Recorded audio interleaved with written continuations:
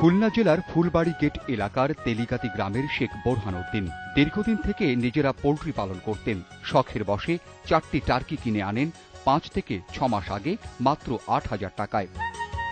আমাদের বাড়িতে মুরগির চাষ আছে। বাবা মুরগির চাষ করেন রিটায়ার করার পরে।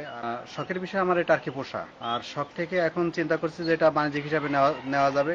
4টি টার্কির মধ্যে 3টি মুরগি ও 1টি মোরগ। পূর্ণ বয়স 1.5 বছর হয়নি এখনো। ইতিমধ্যে ডিম দেয়া শুরু হয়েছে। 3টিতে প্রতিদিনই ডিম দিচ্ছে। মোরগটির ওজন 7 কেজি ছাড়িয়েছে।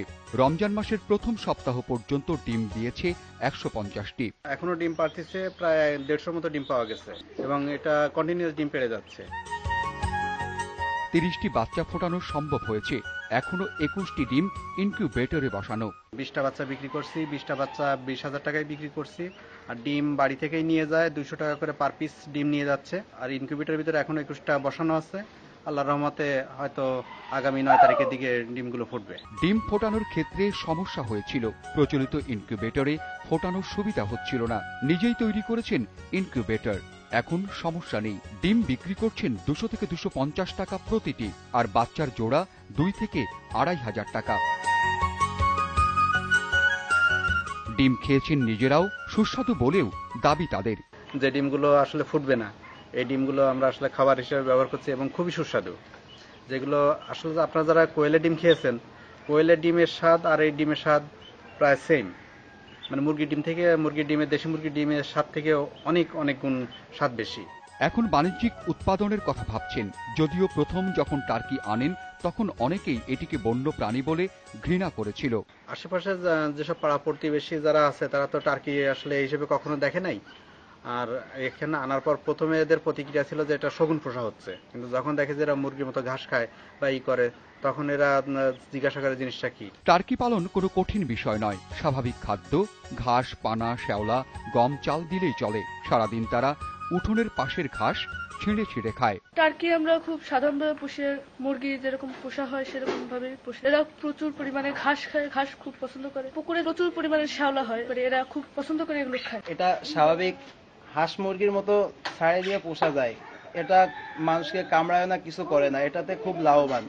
টার্কির আসলে খাবারের চাহিদা খুব কম, সেই হিসাবে এর মূল্য বেশি এবং মাংসের ওজনও বেশি। বাণিজ্যিকভাবে চাষ করলে এর চাহিদা, যথেষ্ট চাহিদা আছে। টার্কির মাংস সুস্বাদু এবং দ্রুত বর্ধনশীল হওয়ায় এটার বাণিজ্যিক চাষ লাভবান বলে মনে করেন বিদেশে থাকাকালীন বহুবার মাংস খাওয়ার অভিজ্ঞ বাংলাদেশ কেমিক্যাল কলেজের অধ্যক্ষ প্রকৌশলী প্রফেসর ডক্টর মোহাম্মদ মাহবুবুর রহমান।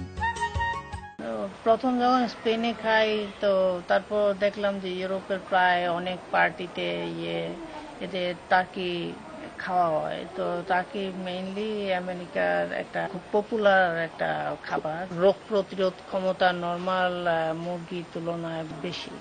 এলাকাবাসী টার্কি চাষে উদ্বুদ্ধ, বিশেষ করে পোল্ট্রির বিকল্প হিসেবে এবং দামি বলে। প্রথম যখন এই মুরগি নিয়ে আইছিল তখন তো এই বাড়ি মেলা ভিড় ছিল, সবাই দেখতে আসতো, আমরা দেখতে আসতাম। টার্কি মুরগিটা আমার কাছে খুব প্রিয় আর খুব ভালো লাগে। দেখতে তো খুব ভালো লাগে এবং এর সাইজ খুব বড়, আর এদের ডাকটা কি সুন্দর মিষ্টি। আমরা বোরহানের কাছ থেকে এগুলোর কিভাবে পোষা যায়, কিভাবে করা যায় এই বিষয় নিয়ে আমরাও অনেক আলাপ করেছি।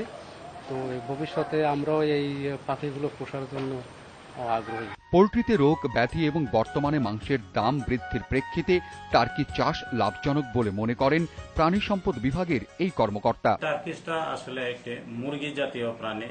এটা 1 থেকে 1.5 বছরের মধ্যে 7-8 কেজি ওজন হতে পারে। এটা আমরা জেনেছি। এটা খুবই বর্ধনশীল।